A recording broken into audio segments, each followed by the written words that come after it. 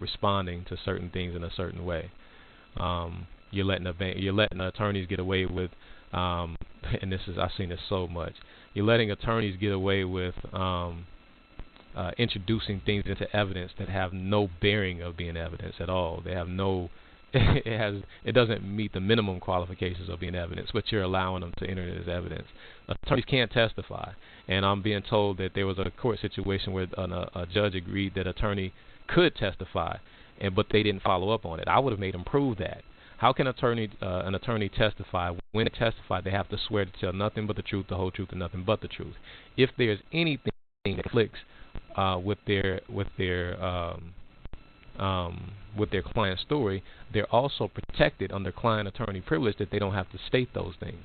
So how can you help tell the truth, the whole truth, and nothing but the truth, but also be protected to not have to reveal certain information? It's a conflict. You can't represent that side and testify because the testimony could include something that is detrimental to them. So you cannot do both. It's logically impossible. And it's there. I mean, it's in black and white in court cases as well. But the point is that you do have to stay relevant. You also have to stay on point. You have to stay. Matter of fact, you almost have to stay callous and cold. Kind of like instead of you're there for yourselves, you're there for someone else. You really have to have a demeanor about yourself that is callous.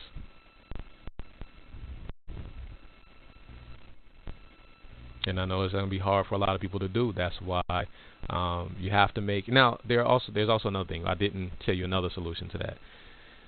One thing you notice is that the banks never show up. It's always the attorneys showing up for them. And even when some attorneys don't show up, what they do is they do a telephone showing appearance. You can request that same thing. You can request that same thing. If you're better with talking on the telephone as opposed to going up there, you can actually schedule a hearing on the phone. Now, whether they were granted or not, you can request it. Here's the thing is that even when attorneys do it, they request it. In most cases, people don't know to object to it and force them to come, so they allow it to happen. If you were to object to it and show true and good reason of why they should be there, then they'd have to be there. Now, they could ask for a continuance to, if there's some type of conflict, like, at work, they have to be there and can't get back and forth or whatever the case is, then they can reschedule. But the point is that I think where a lot of us are missing, or I should say weak in areas, is not the administrative, not the knowledge, but it's the courts that we get stuck in dealing with these attorneys. And that's their job. That's what they do. That's what attorneys do. They were sent here to confuse you and to take your stuff. And I know that sounds like, I'm jesting with it, but it's also very real. They are esquires. Esquires were sent here to do what the redcoats could not.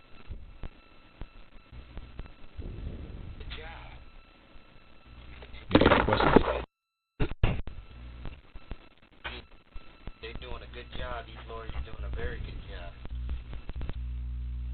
What's that? Doing a very good job. I mean, they manipulated the people so bad. I started saying something. I'm not quite sure. I will say one other thing. As I recall too, this week I had a conversation with someone, looked at some documents, and it was heavy and show me the note situation, and it was so heavy in it I was kind of like because you have to read the whole thing. We really didn't have time.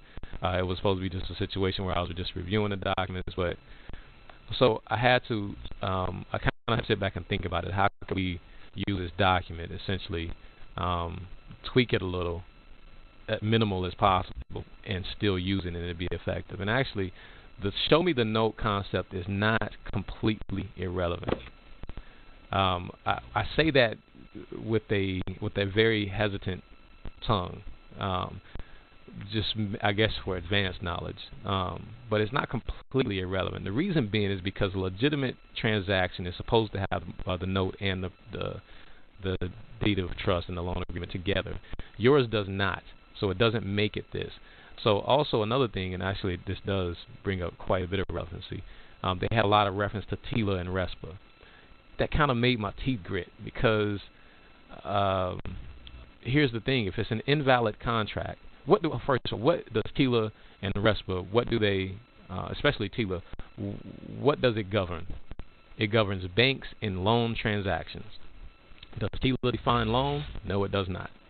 But we can presume that loan, since it's not qualified, is what it says in the dictionary, that or what we, and which is our colloquial, right? So that means TILA doesn't cover it.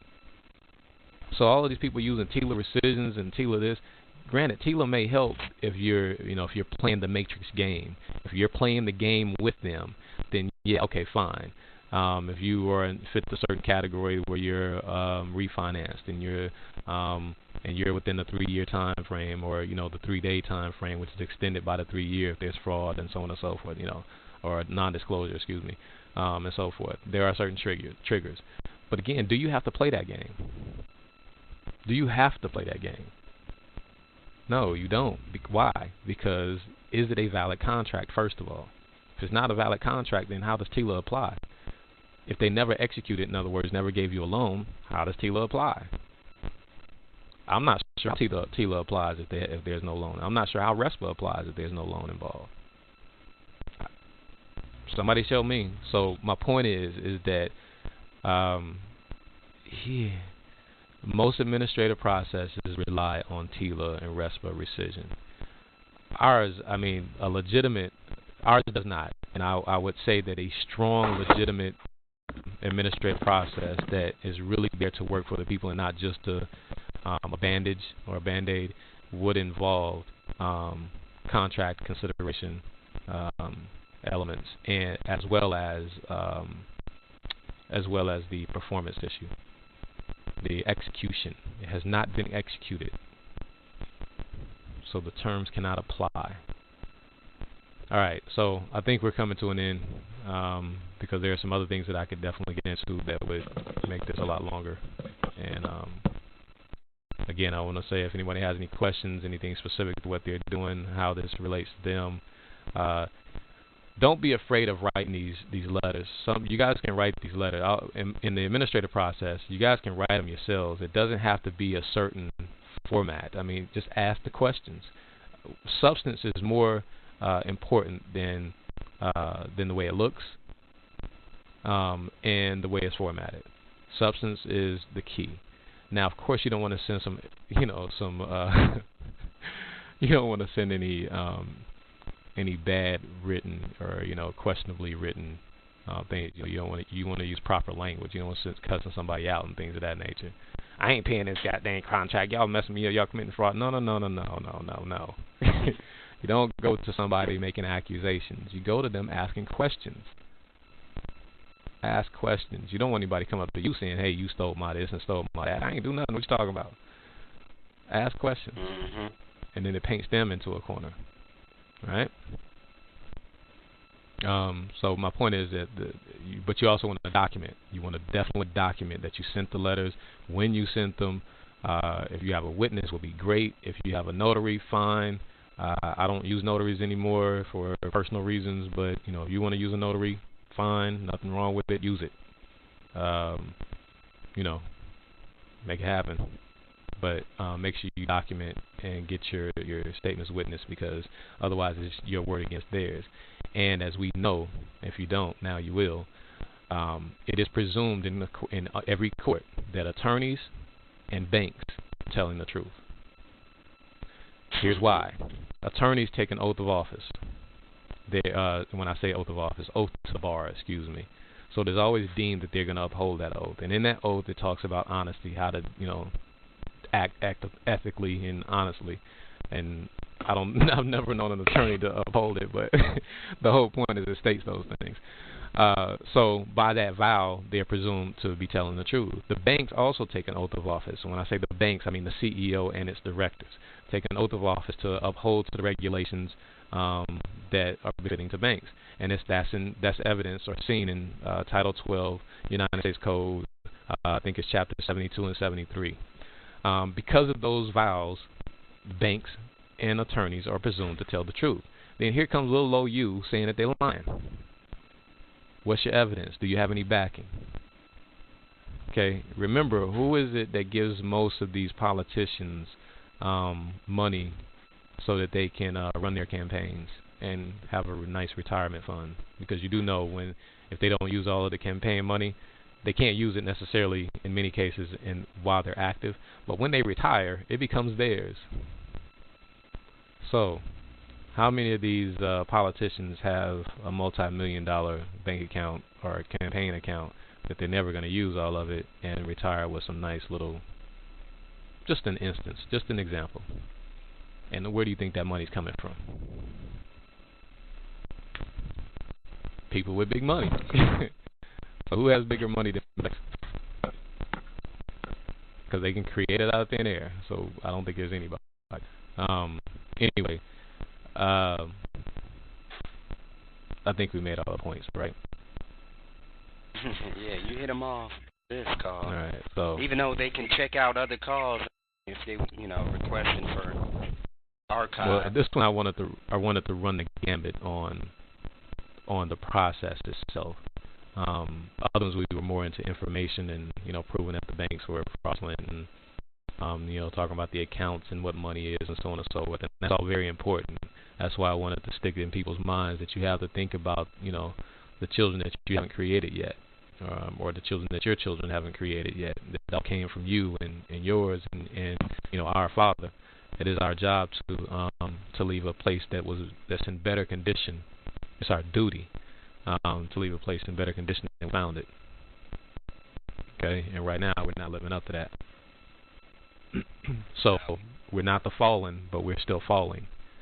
The more you go down, the more you entrench yourself into this type of system, the further we go down away from our true selves, and it is what it is. It's true. I mean, disputed.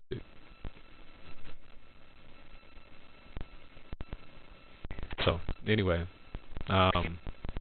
first things first, let's help you, and then we can help the world, right? Mm-hmm. Exactly.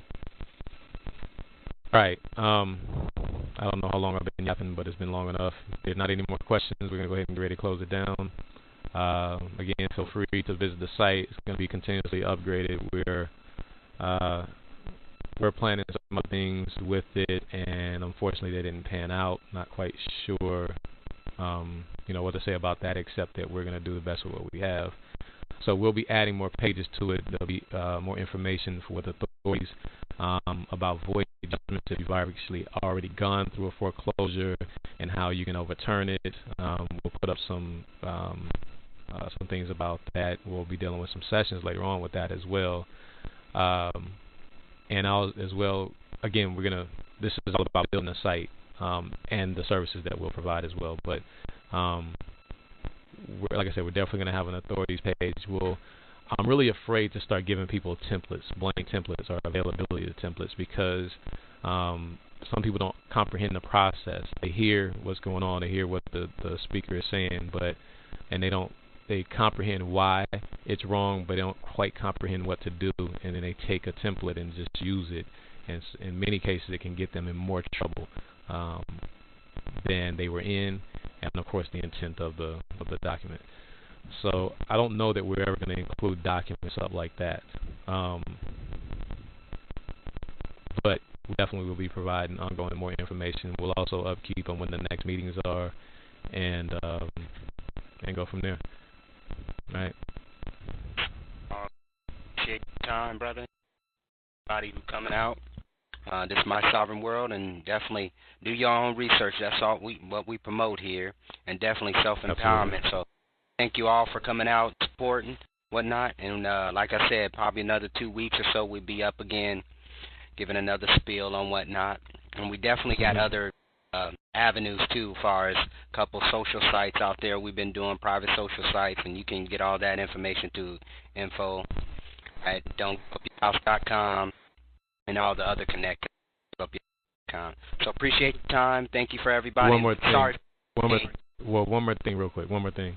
We will be incorporating here soon, too, the ultimate weapon, if you want to call it, against any